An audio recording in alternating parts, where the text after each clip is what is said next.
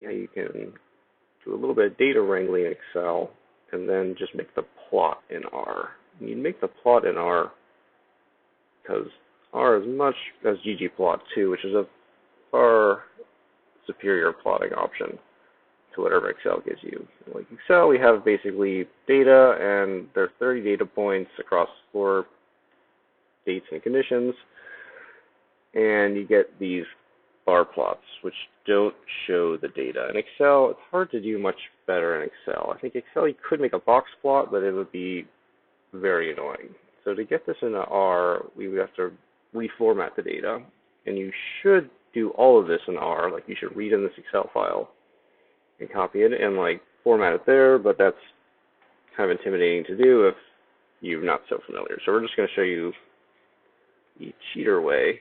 Not quite cheating, but it's gets you started quicker. You can focus more on the plotting in R and less on the data wrangling to start with.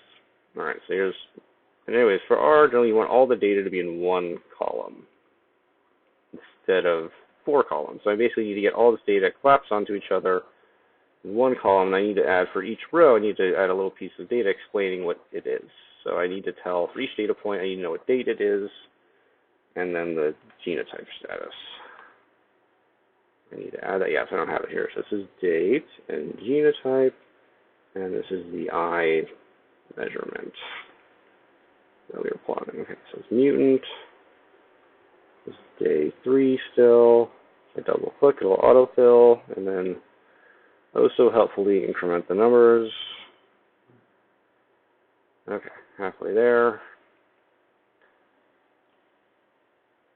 Okay, day 5.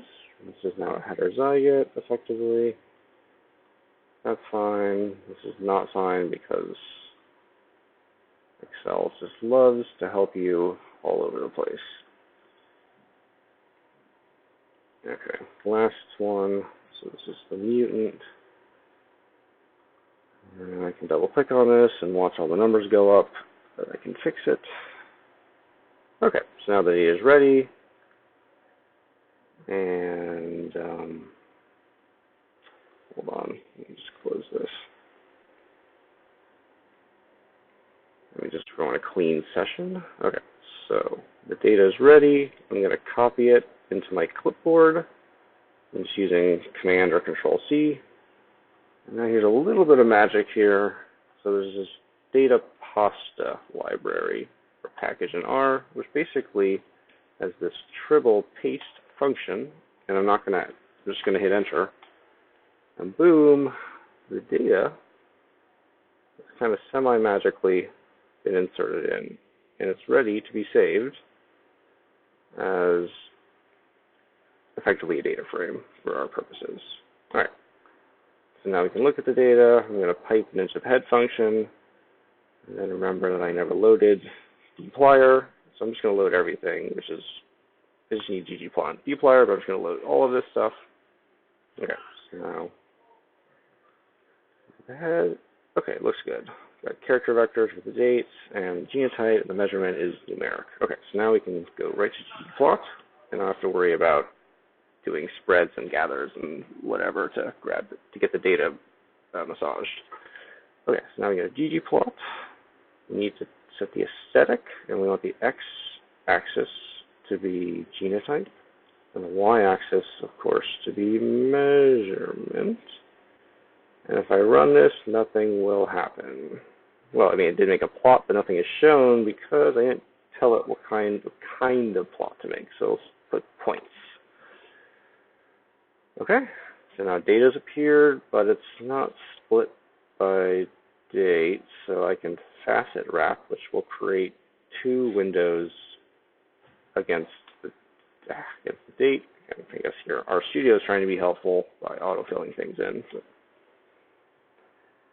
everyone's trying to be helpful. Okay, so we got day 3, day 5. Okay, this looks pretty good. And now what we really want is a box block. And seeing a bunch of dots on top of each other is not super useful. And this is just as simple as going GM box plot. Hey, and this is actually something you could use. And so now I'm just going to do a few things to make it, in my opinion, look better. But this is more just personal opinion. This is right now. All right, so I want to set the color to be the genotype. Okay, now I got colors, which are kind of cool. If you only wanted the colors to be for the dots or like for the points or the box plot, you could do this. AS color equals genotype. I think at this point just the dots would be colored, yeah. But I think it's both colored. Okay. And one thing is I don't like having all the dots like that because you can't see what's happening because you have dots on top of dots. So people often use jitter in this situation. I'm not a huge fan of jitter because it kind of just randomly moves the dots around. So I kind of see what's going on. So there's this additional library which will allow you to do B-swarm plots, which are very cool. So basically the B-swarm, or in this case called quasi-random, will sort of organize the data relationally, and so you can kind of see what's happening. So related points are now, you now see the shape of the data. So this is kind of like a violin plot, but you can actually see all the data points now. All right, and then I'm going to reduce the alpha or opacity because it's a little distracting. If you really want the box plot, is still the most useful thing at one glance. And then I think I don't like the gray background in ggplot, so I use it be minimal. And finally, we see these darker dots, which are the outliers. So actually, that's not coming from quasi-random. That's coming from the box plot. So I have to turn that off somehow. So I hit Tab. Let's try outlier shape. And let me just set it to NA, which says, like, don't give it a shape. I think that'll turn it off. Oh, cool, it worked. Yep, and now the outlier dots have disappeared. And you don't need those because we can see them with the quasi-random. All right, and this is a plot, which, looks pretty good. And one more little tweak you can do is you can change the color scheme. So you can load ggSci, which has some cool colors. This is a nice built-in color scheme. So we go scale, color, and then depending on where you may be setting this figure, if you're sending to a AAAS journal, you can use this. All right, this is pretty slick. And then you can export this, just save it as a PDF, or you can export it as an image. Probably should do PNG. Well, SVGs are, anyways, you can play with that, but you can kind of tweak on size and see how the size changes, and then you hit the save button. And that's it.